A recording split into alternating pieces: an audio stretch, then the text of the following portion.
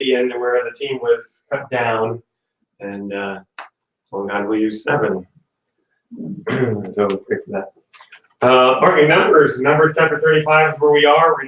We're at the tail end of the entire book. So pretty soon, and probably not this week, but next week, we'll have congratulations in order for getting through the book of Numbers. And you probably thought, how can a study on the book of Numbers be exciting? And I think it's been extremely exciting, extremely worthwhile, and we've spent quite a bit of time on that, but we have another chapter to go. Remember, we talked about the boundaries of, so we're at the tail end where Moses is giving final instructions on entering into the promised land, the boundaries of the promised land, the who's going to represent at the giving of the inheritance, passing out the land to each of the tribes, who those representatives are. So that's what we covered last week. And now we're going to cover a particular group that does not get a physical inheritance, but they're going to get an inheritance of cities because, well, they have to have a place to live. So the Levites, remember the Levites? So Numbers chapter 35 and verse 1. Numbers 35 and verse 1.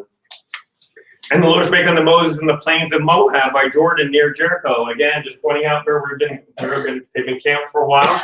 The last place they are before they cross over the Jordan River, the plains of Moab. So this is the Lord speaking, saying, command the children of Israel that they give unto the Levites of the inheritance of their possession cities to dwell in. And you shall give also unto the Levites suburbs for the cities round about them. The cities shall they have to dwell in, and the suburbs of them shall be for their cattle and for their goods and all their beasts.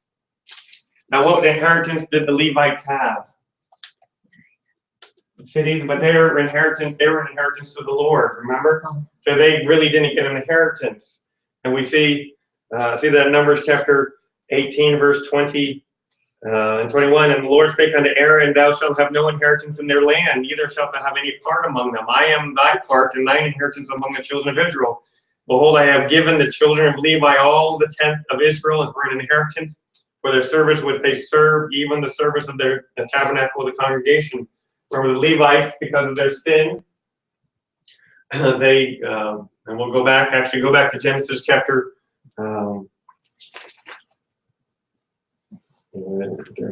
back in Genesis, remember the promise of Jacob to Levi, and Levi and Simeon, his brother, they did some very bad things, right? And so that was where they were told they weren't going to get inheritance. They were going to be scattered throughout all of Israel. And I'll get to that verse a little later. And so therefore they're not going to get inheritance. But they did a good thing when the golden calf, the incident with the golden calf, they sided with the Lord. And so the firstborn being inheritance of the Lord, now the Levites were the inheritance of the Lord. And so the Levites were now that were called upon to serve the tabernacle. But in order for them to live, they got 10% of whatever the rest of the tribes got, as far as farm goods and things like that. But they also need a place to live, and so this is where we're going to talk about that now. So they need to have a practical place to live, to put their land and their goods. Leviticus chapter 25, verse 32, notwithstanding the cities of Levites and the houses of the cities of their possession may the Levites redeem at any time. And if a man purchase of the Levites, then the house that was sold in the city of his possession shall go out in the year of the Jubilee. For the houses of the cities of the Levites are their possession among the children of Israel. But the field of the suburbs of their cities may not be sold, for it is their perpetual possession. So again, a law saying that these cities that we're going to identify now are the Levites, and that's where they're going to be living. It can't be taken away from them. All right, number one, these cities, these Levitical cities that we're going to be talking about now are going to be used for their cattle, goods, and livestock. Their cattle, goods, and livestock. Verse 4. And the suburbs of the cities which ye shall give unto the Levites shall reach from the wall of the city outward 1,000 cubits round about. Here we have something quite interesting. This is kind of the field I work in, city planning. And we have here the Lord determining your city. You're going to measure your suburbs, and we're all familiar with the suburbs of today. We call them more like bedroom communities. Brandon is a suburb of Tampa. It's not the downtown area, but it's kind of the outskirts. And we've seen how suburbs grow as cities grow. And so what we have here, the Lord commands that when the city, at the outside of the city walls, you'll measure 1,000 cubits in every direction. Those will be considered your suburbs. And so what would those suburbs be for? Suburbs There's a word here used in the King James Version that just literally means common land. Common land. So they were partly for ornamental to their cities, partly for their house, that they might have air and not to be too confined with the walls of other cities or their cities. Also for convenience, room for their cattle, a place to lay fields. And so they would grow their vineyards and their fields, and their pasture lands would be, of course, outside the city walls, right? And then they live inside the city for protection, and that's where the homes are. But outside the city is where all the agricultural land would be. And so this area would be reserved for that area, and then we call it the suburbs. We notice here that, remember what a Sabbath day journey is? A Sabbath day journey is 2,000 cubits. So on a Sabbath day, you couldn't go on a trip, right? But you're allowed to go travel 2,000 cubits. Well, going 1,000 feet this way, and 1,000 cubits this way, and 1,000 cubits that way suffices for a Sabbath day's journey. So you were in violation of the Sabbath by going out into the field a little bit, enjoying the outside of the city air on the Sabbath day, or of that nature. So it was within the Sabbath day's journey. Verse 5, and ye shall measure, what's 1,000 cubits? What would we consider 1,000 cubits today? 1,500 feet. Yeah, remember a cubit is an elbow to fingertip, about a foot and a half. So a foot and a half times 1,000 is 1,500 feet. So the suburbs would extend from the city wall 1,500 feet out. Now verse 5, and you shall measure from without the city on the east side 2,000 cubits, on the south side 2,000 cubits, on the west side 2,000 cubits, and on the north side 2,000 cubits, and the city shall be in the midst. This shall be to them the suburbs of the cities. This particular verse, there's nobody understands what it is referring to. We've already talked about 1,000 feet out. Now we're talking about 2,000 feet out. Now I'm not quite sure if the 2,000 means from 2,000 feet from the 1,000 feet or 2,000 feet from the city wall. There's others who interpret it as being 2,000 feet square, which doesn't make too much sense to me because you still have to include the city walls going out 1,000 feet about that. But probably what it really means is what I do today. What we consider, we have what we call area types. You have your urbanized area, your cities, your metropolitan area. Then what we call in applied fields transitioning area. In other words, the agricultural land is turning to suburbia, right? And as time goes along, it creeps further and further out. And then beyond that, we call it rural, your rural area. And so that may be what this means here. It's actually what we do today, and it's already in the Bible, where you have your metropolitan area where people live. You have your transitioning area. In other words, the city's going to grow. Right? So that means 1,000 feet, you need to move further out. And so the city grows like that. So you're making sure your suburbs keep moving with it and your rural area keep moving with it. And so then you have your suburban area and your rural area around it. And so you're protecting the city, you're allowing the city to grow in the future. You have your pasture land, your open air space, all your needs to support the city around your city walls. So it's quite fascinating that God is a city planner. And so that's defining these cities. And then we come to verse 6. And among the cities which ye shall give unto the Levites, there shall be 6 cities for refuge, which ye shall appoint for the manslayer, that he may flee thither. And to thee ye shall add 42 cities.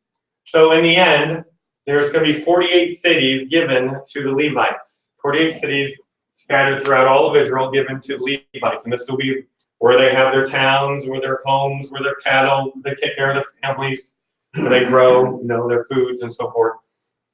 And so there'll be 48 designated cities for the Levites. But there's 6 cities of those 48 that are extra special. And they're called the cities of refuge, a city of refuge.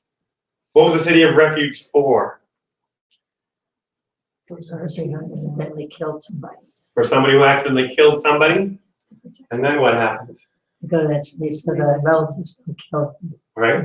To go to that city so the relatives. Let's see what the Bible has to say. We saw here in Numbers 35, and he shall appoint for the manslayer. So as Chris mentioned, there's a killing and murder that occurred, that ye may flee thither, and to them So they flee to the city. Numbers verse 9, and the Lord spake unto Moses, saying, Speak unto the children of Israel, and say unto them, When ye come over Jordan to the land of Canaan, then ye shall appoint the cities to be the cities of refuge for you, that the slayer may flee thither, which killeth any person at unawares. So we're talking about an unintentional killing. You happen to be along the road, and your cattle gets away from you, comes out of the yoke, whatever, and tramples somebody. That's an accidental killing. And we've talked about that when we talked about through Leviticus. The law is dealing with this. So there's accidental deaths, or you're working on a building and you drop a brick on somebody's head and they die. It's an accidental killing. Kill the person unawares. And they shall be unto you cities for refuge from the avenger, that the manslayer die not until he stand before the congregation in judgment.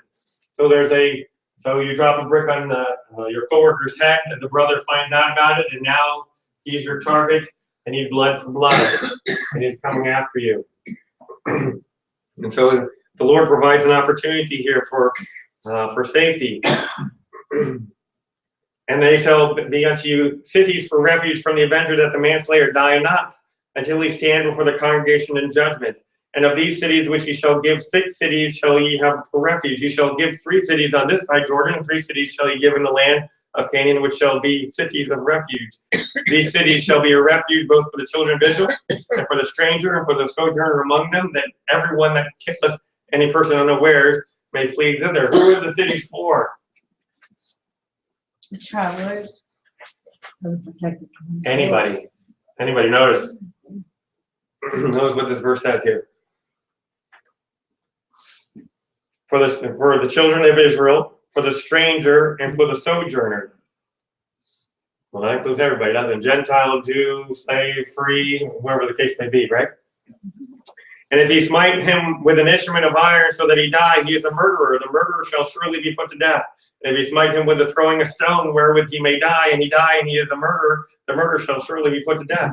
Or if he smite him with a hand weapon of wood wherewith he may die, and he die, he is a murderer, and the murderer shall surely put to death. The revenger of blood himself shall slay the murderer. When he meeteth him, he shall slay him. But if he thrust him of hatred, or hurl at him by laying at wait that he die, or in enmity smite him with his hand that he die, he that smote him shall surely be put to death. For he is a murderer, the revenger of blood shall slay the murderer when he meeteth them. But if you thrust him suddenly without enmity, or have cast upon him anything without laying of weight, or with any stone wherewith a man die, seeing him not, and cast it upon him that he die, and was not his enemy, neither sought him harm, then the congregation shall judge between the slayer and the revenger of blood according to these judgments.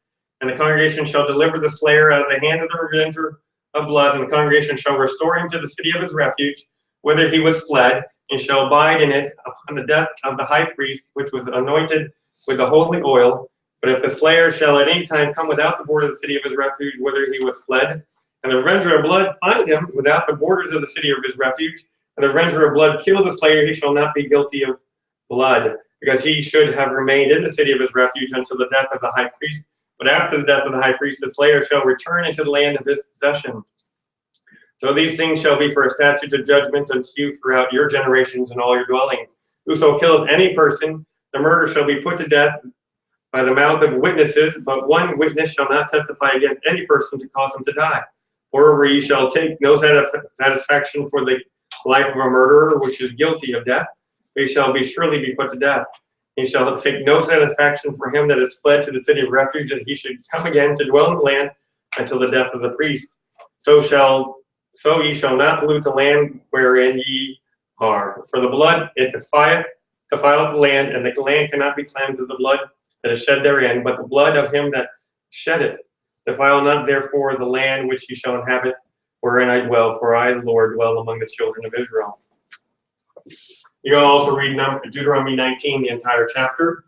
You can also read Joshua chapter 20, verses 1 through 6 as well, all dealing with the same situation. What do you think about this? What do you think about an accidental death and somebody, a brother of the person, now has the right to kill you? What do you think about it? Humane. Humane? Anybody else? What do you think about the guy running to the city of refuge? and getting away from his punishment. Pretty smart. Yeah. Pretty smart. Well, now God's setting this up. Oh, that's good. Yeah. Good. Utterly forgive. So what we're really dealing with here is God has set up courthouses throughout the land of Israel. And we have county seats, and so that's where our courts houses are, right? And here we have an opportunity, an accidental death, murder. God abhors murder, killing of life whatsoever. But an accident has occurred, and now you're fleeing to the city of refuge. So with the fact that the kinsman has a right to kill you for retribution, to avenge your blood, revenge the blood of his sibling, of his kinsman, he can run to the city of refuge. But what is he doing? He's running to get justice, running to the court system, so he can be tried, right? And so by having that knowledge that he needs to go that direction, he's now submitting himself for arrest and to be put on trial. And here we read the scripture where it says, with the mouth of two witnesses. And not just one witness, you need to have two witnesses. And so if the court there finds, if the people of the city find that you are innocent, it was an accidental death, you are acquitted of the murder, right? Now, if you were found guilty, well, then your execution is carried out. And so it's not merely the fact that the offender has the right to just kill you right there on the spot, but there is a court system that takes place that sees to make sure that you're not killed for no reason. You're not executed for no reason. But here's the execution will be carried out by the city of refuge, whether it's given to the manslayer to carry it out through stoning or whatever means, or it's done through the city leaders there. But also, the city of refuge was not a place, was not a luxury resort. So if you're acquitted, what could you do?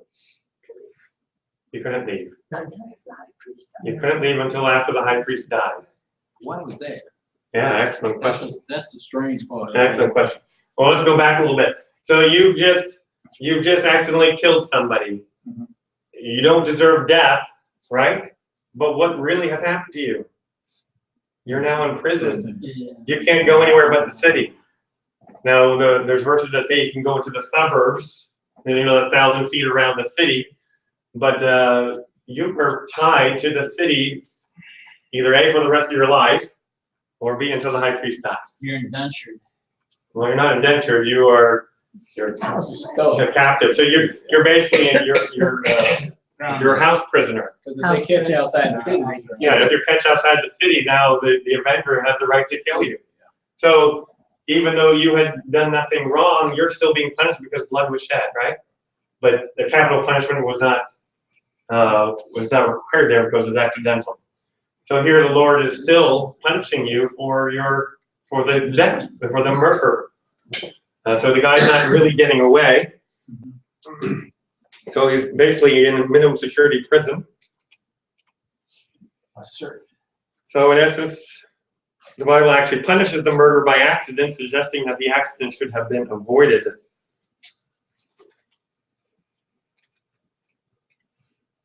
The guy that the avenger in Hebrew is called Goel Hadam, Goel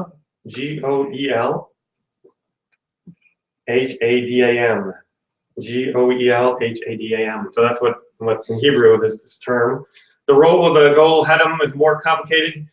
How can the Torah not only pardon but actually encourage him to kill the murderer of his relative?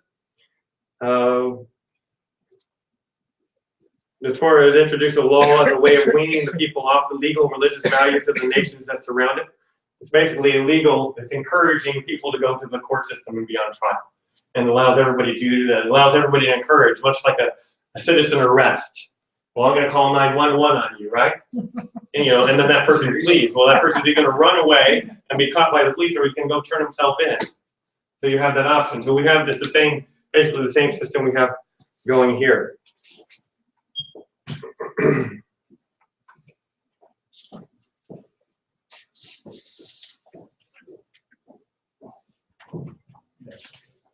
I have a lot of notes. I think I just said everything in paraphrase.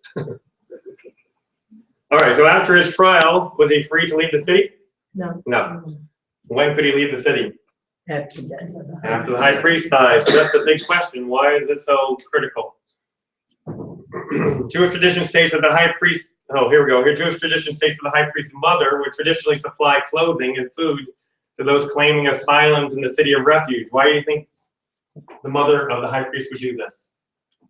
Why do you think the mother high priest would give clothes and food to those who are held captive in the city of refuge? The high priest mother. The high priest's mother. If you were the mother and you knew those ones that have been acquitted are now in the city of refuge, what do you think those people in the city of refuge are doing? They're plotting to maybe get rid of that guy. Well, they're praying with all their might that the high priest dies. Right? Because that's the only way you can get out. So they're praying, Lord, kill the high priest, take away the high priest. So the mother of the high priest is sending clothes and food. To be nice. Don't pray like that. That's my son. That's my boy. All right, so several reasons, people have come up with several reasons why the high priest had to die first before he could go free.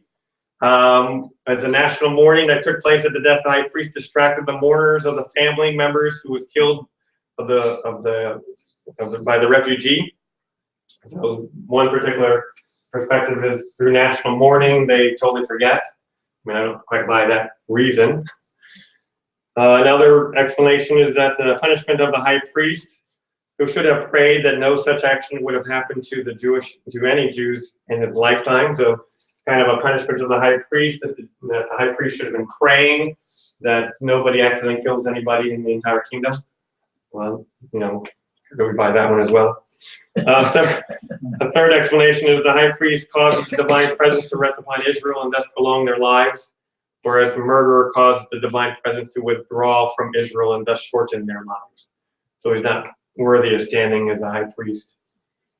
So those are some people's thoughts on that, but it's a good question. But I think our question is answered later on when we see this as a picture of Christ. So if it's only one high priest, then basically the cities of refuge when the high priest died was empty. I mean, he just basically started all over, all 6 cities, refuge cities emptied out. Okay, excellent question. The 6 cities are major cities, and these are Levitical cities. So Levites are living here. A city of refuge is a major, and we'll get to this as well. But all the cities are on major crossroads. Basically, super highways are built to these cities. So these there'll be a great reduction, of course, but the cities have other functions besides that. So in other words, like our downtown has the court system downtown. Well, if the court moved, the city will still function because there's the Port of Tampa, the arts, performing arts, all the other functions of this downtown city. Yeah, but what if the high priest retired before he died? Because they retired at age of 50, right? Not the high priest, Not the high a regular priest. Or regular priest, okay. Yeah, excellent question. In those times, they don't have to retire. No social They don't have to retire.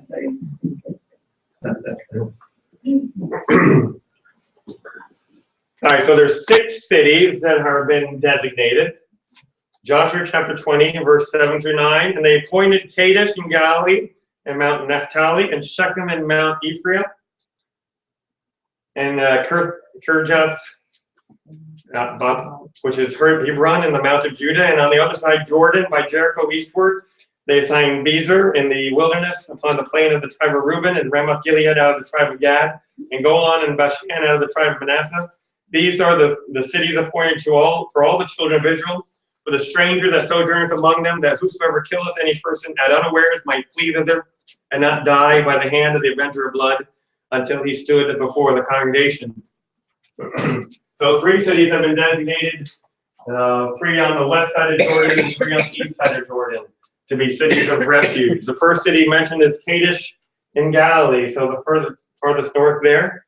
And we won't cover too much on these cities like we normally do. So we can move. Is that the Dead Sea? This is the Dead Sea, and this is the Sea of Galilee. This is the Jordan River.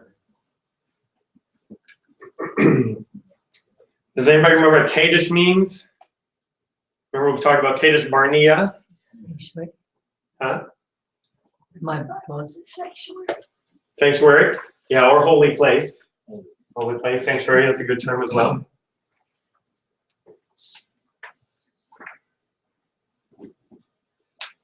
Remember, Kadesh Barnea means holy wanderings. The city is also known as Kadesh Naphtali. In other words, this is Kadesh that's located in Naphtali's inheritance. We also see in the Bible that it was the residence of Barak. Remember Deborah and Barak back in Judges, where Deborah assembled the tribes of Zebulun and Naphtali to go to war. Judges 4:6, and she sent and called Barak the sons of Abelmani out of Kadesh Naphtali, and said unto him, hath not the Lord God of Israel commanded, saying, go and draw toward Mount Tabor, and take with thee 10,000 men of the children of Naphtali and the children of Zebulun. So that's where Barak and Deborah were located. The next city is Shechem. Shechem, does anybody know what Shechem means? Oh, hold on, let me see. Here's Kadesh in Galilee. So this is, these are some ruins, not actually from being a city of refugee back then, but they're more so Roman ruins and Persian ruins. But there's some existing walls. Also areas where battles have taken place. So there's pillboxes and trenches from various Israeli wars. The next location is Shechem. Shechem means shoulder. Shoulder. Shechem is located 34 miles north of Jerusalem and 7 miles southeast of Samaria. There's a lot of things that have occurred in Shechem through biblical history. Does anybody have any, remember any events that occurred at Shechem? Oh, that's one. Here's today's Shechem. Shechem is located in a valley between Mount Ebal and Mount Gerizim. Ebal and Gerizim. Abraham built an altar there. Also, Joseph's bones were buried there. So this is Joseph's tomb, which by a miracle we can still see today, because in 2015 the Palestinians set it on fire and tried to burn it down. But it got put out, so this is the damage left over. This actually was in October 2015, October of last year. But that's what it looked like back in 1894, and there is Joseph's sarcophagus. So remember, the Israelites are still carrying Joseph's bones. Well, this is where Joseph will eventually end up. Joshua chapter 24, verse 32, and the bones of Joseph, which the children of Israel brought up out of Egypt, buried they in Shechem in a parcel of ground which Jacob bought of the sons of Hamor, the father of Shechem, for 100 pieces of silver, and became the inheritance of the children of Joseph. I mentioned that Shechem lies in between Mount Ebal and Mount Gerizim. When the Israelites came on in after they attacked Jericho and Ai, they moved to Shechem. And as you read through Joshua, you'll find that half the tribes were put on Mount Ebal and half the tribes were put on Mount Gerizim, and they would shout blessings and cursings at each other across the valley. So that's where that took place. Politics today. Well, I think it was more praises to the Lord is what they were doing versus politics. It wasn't to curse you, but it was repeating the Lord's commands. One had the positive side of the laws, and the other had the negative side of the laws. Also, this became the capital of the northern kingdom. Remember, Israel eventually got split after Solomon, King Solomon. And so the southern kingdom was Judah and Benjamin. Well, the northern kingdom was the rest of the 10 tribes, and this is where they had their capital.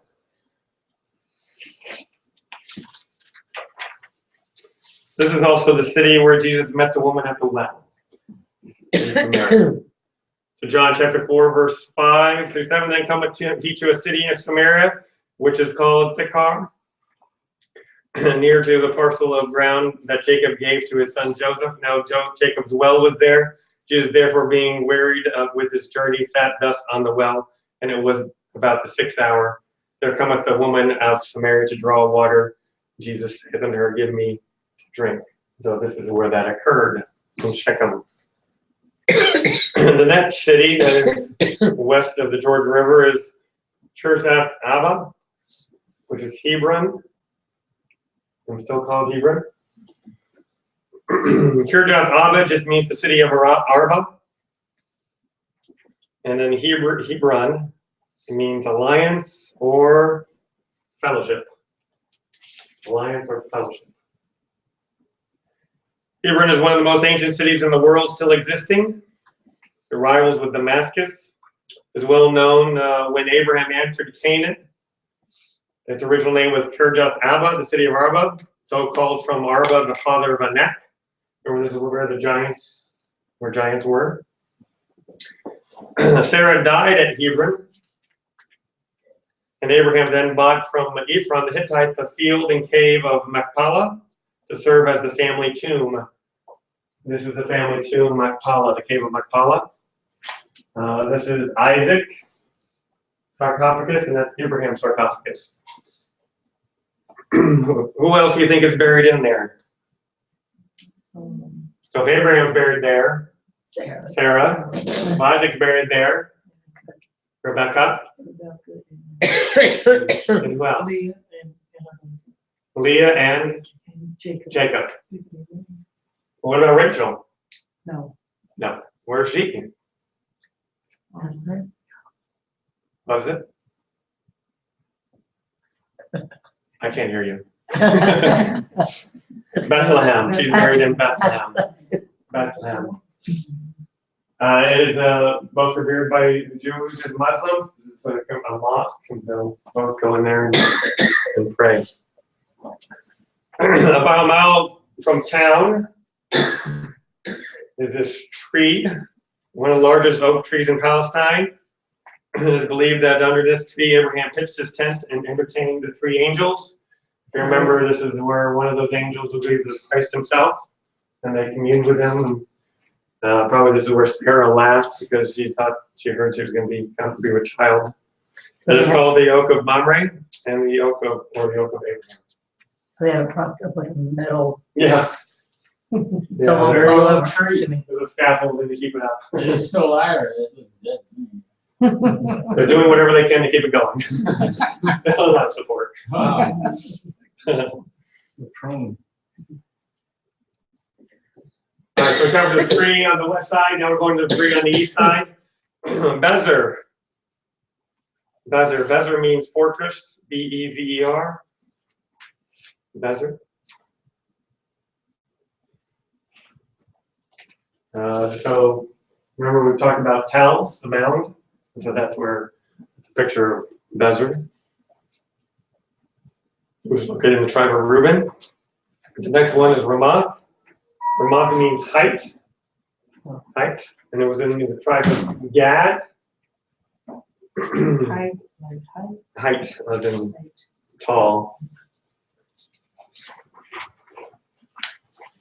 If you're familiar with Ahab and Jehoshaphat, this is where Ahab died. Ahab was wounded by an arrow at this location during the battle of Ramoth Gilead. You can see that in 1 Kings chapter 22. So here is Ramoth Heights. The next city is Golan. Oh, this is Golan. I don't have Ramoth. Golan means captive, located in the tribe of Manasseh. Golan, G-O-L-A-N, Golan. So cities of refuge is very interesting what God has done with the law and protect an innocent who has actually murdered somebody and the trial system. But really what we get out of this is an incredible picture of Christ. It's a picture of Christ. Jesus is our refuge, is he not? Jesus is our refuge. Psalms 9:9, the Lord also will be a refuge for the oppressed, a refuge in times of trouble. Psalm 46:1, God is our refuge and strength, a very present help in trouble. Psalm 62:7-8, in God my salvation and my glory, the rock of my strength, and my refuge is in my God. Trusted him at all times. Ye people, pour out your heart before him. God is a refuge for us, Selah.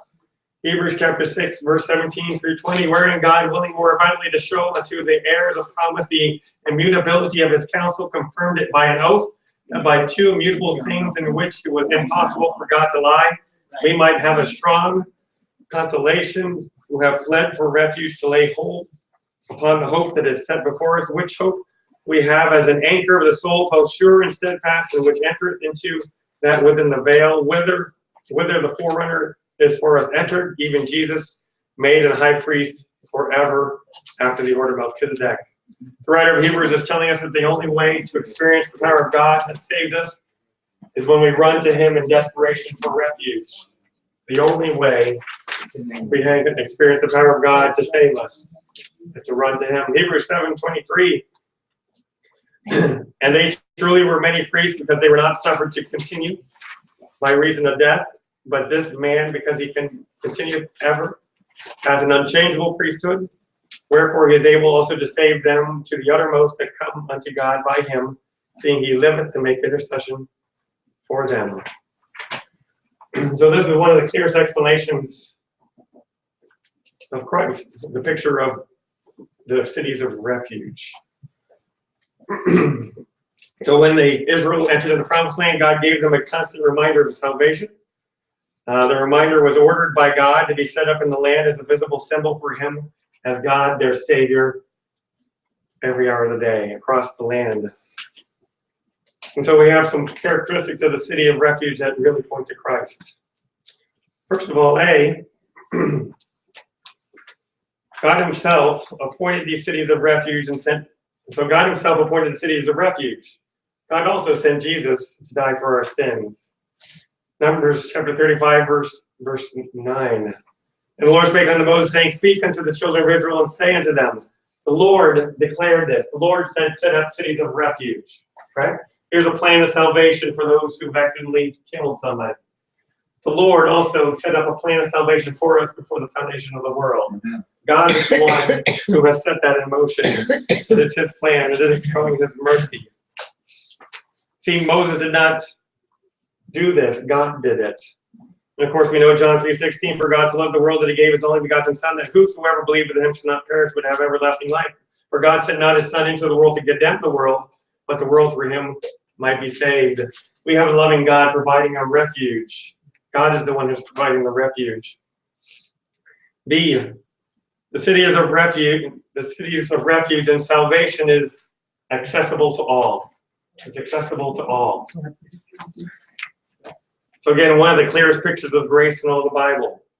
Remember we talked about the sojourners, the children of Israel, the strangers. That includes everybody. It's accessible to all. Deuteronomy chapter 19, verse 1, when the Lord thy God hath cut off the nations whose land the Lord thy God giveth thee, and thou succeedest them and dwellest in their cities and their houses, thou shalt separate 3 cities for thee in the midst of thy land, which the Lord thy God giveth thee to possess. Thou shalt prepare thee a way, and divide the coast of thy land, which the Lord thy God giveth thee to inherit, into 3 parts, that every slayer may flee thither. Verse 3 of here, Deuteronomy chapter 19, verse 3 is a pretty awesome verse as well. Because basically the Lord said, build an interstate system to the cities. In other words, we're not going to put a city in the middle of a place where you can't get to. You're not going to put a city that has a canyon separating you from the city. The city is there to be accessible. And you're going to build a road to that city to make sure you can get it. Once you get on the road, you are flying to get to that road. We're not going to hinder you in any way to get to the city. Tradition, we also find that the cities were arranged in places that were basically equal distance from every location in Israel. So you could run to any particular place wherever you were. You had a city within a range. So there was no tribe that was too far from a place of safety. The cities were accessible, and then some of them were on mountains so they could be seen. You could say, I'm running to that point, I know where I'm going there. Jewish literature has also added further detail about highways. They were carefully repaired every spring after the rains and bad weather or winter. Apparently, the month of Adar, which is the last month of the year, right before Nisan, the Passover, that was the month dedicated to cleaning the roads, making sure they're all in repair. So if you're wondering about potholes on our roads, the Israelites had declared that these roads will be looked at and repaired every year. Furthermore, bridges were built where needed so that people didn't have to run down into a ravine, but could go straight across, taking the shortest possible route to the city. At every crossroad, there were special signs which said refuge and pointing to the direction of the city. These signposts had to be large enough so that the man running could see it. Runners learned the law of God, and there were guides along there to guide fugitives to safety. The roads leading to the cities were especially wide by the standards of the time. Normal major roads were 26 feet across, whereas while roads leading to the cities of refuge were double that, they were 52 feet across. If you want to know, the width of a lane of road is normally 12 feet on the interstate. So you can imagine 2 lanes of 24 feet were right in line with what they were doing way back in Israel back in this time. And so they declared larger roads for those going to the city of refuge. All these would be connected with, say, an interstate system.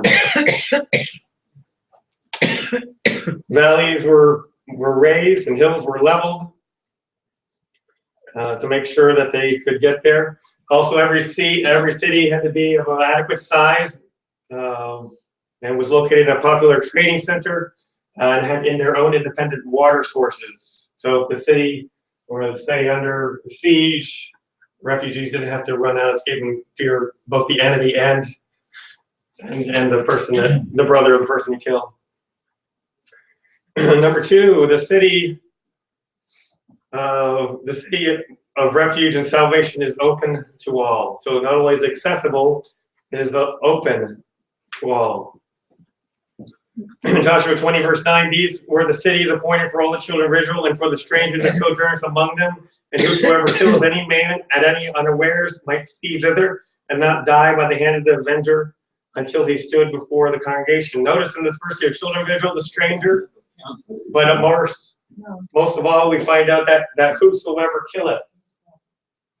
Whosoever killeth. Does anybody have any idea? They've heard the word whosoever before, right? Accessible to all. John 3:16, for God so loved the world, he gave his only begotten Son, whosoever believes. Romans 10:13, for whosoever shall call upon the name of the Lord shall be saved. City of refuge is for whosoever. Whosoever. Are we all caught up? Peter, what Yes. was number 1? Please. It's accessible. Yeah, B is accessible. Number 1, the cities of refuge and the salvation are easily reached. Easily reached. Easily reached. The cities of refuge and salvation is open to all. And number 3, the gates of the cities and salvation are always left open and never locked. Never closed. Non-biblical sources that state that great doors of these cities were always left open and never locked. Otherwise, a man might die while beating on the door. John chapter 6, verse 37, all that the Father gives me shall come to me, and him that cometh to me I will in no wise cast out. Whoever comes to Christ will not be cast out. His door is always open. He never takes the reins. He's always reaching out. I like the stories here. They talk about the highways. They put signs up pointing to the city of refuge. They have guides there. They're saying, go, the city of refuge is just over there. You know what? You're those guides. You're those guides. The Bible's your signs, right? And you're pointing people to the city of refuge. We're pointing people to Christ. The city of refuge and Jesus are sufficient for all our needs. Sufficient for all our needs. The city had to be stocked with food. They had their own water source. They were sufficient for refuge. The person who was acquitted and had to stay there for the rest of his life had no need to leave because it was all provided there in the city. When you accept Christ as your personal Savior, He is sufficient for all our needs. There is no need to go anywhere else but Him. Right? Hebrews chapter 10, verse 28, he that despises Moses' law died without mercy under 2 or 3 witnesses. Of how much sorer punishment suppose ye shall we, I'm skipping the next section, suppose ye shall he be thought worthy, who hath trodden under foot the Son of God, and hath counted the blood of the covenant, wherewith he was sanctified an unholy thing, and hath not despite unto the Spirit of grace. In other words, point number D, if one chooses not to flee the city of, if one chooses not to flee to the city of refuge, or if one chooses not to accept salvation, there is no hope. There is no hope.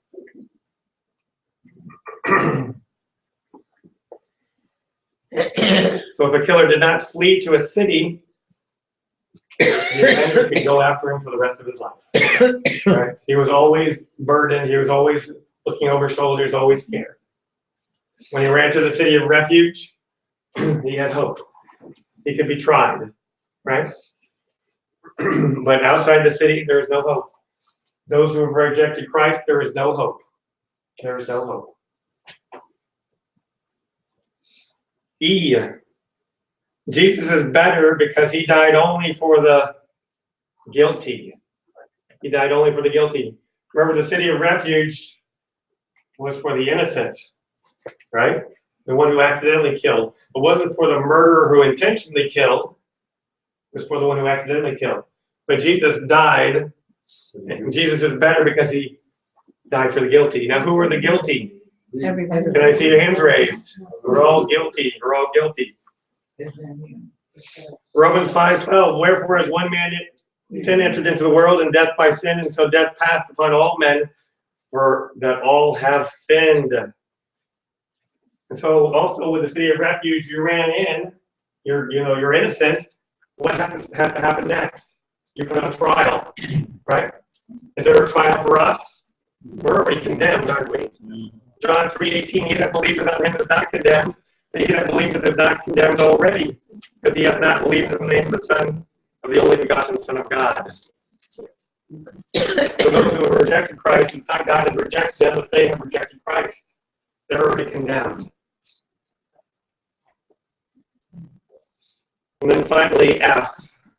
The death of Jesus made us free. And I think this is where the most significant part of the high priest dying occurs, where we see the actual picture. Why we can understand it.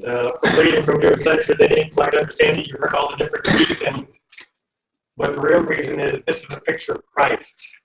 This is a picture of Christ.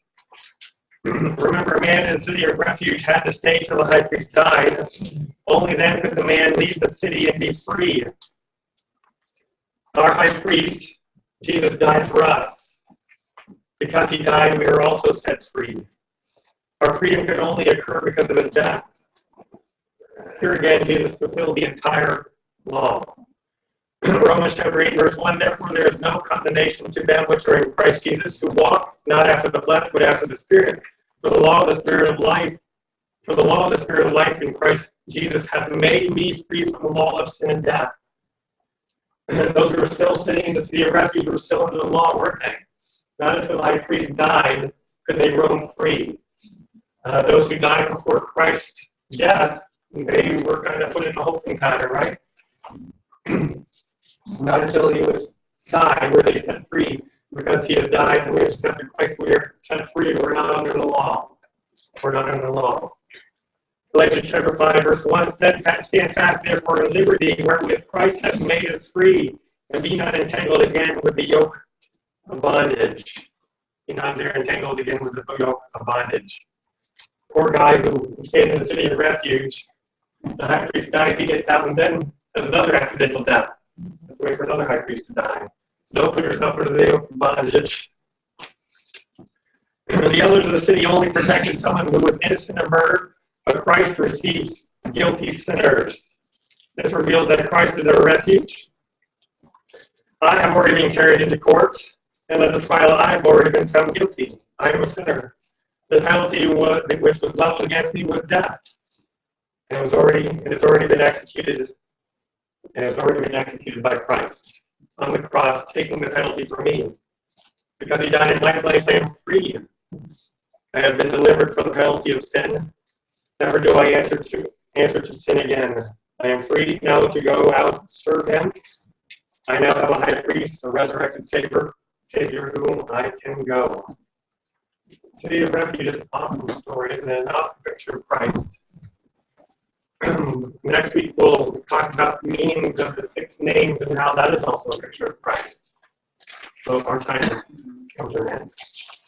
Do we have any questions? Sorry, we're going pretty fast. I want to get through that segment in one shot. Yes.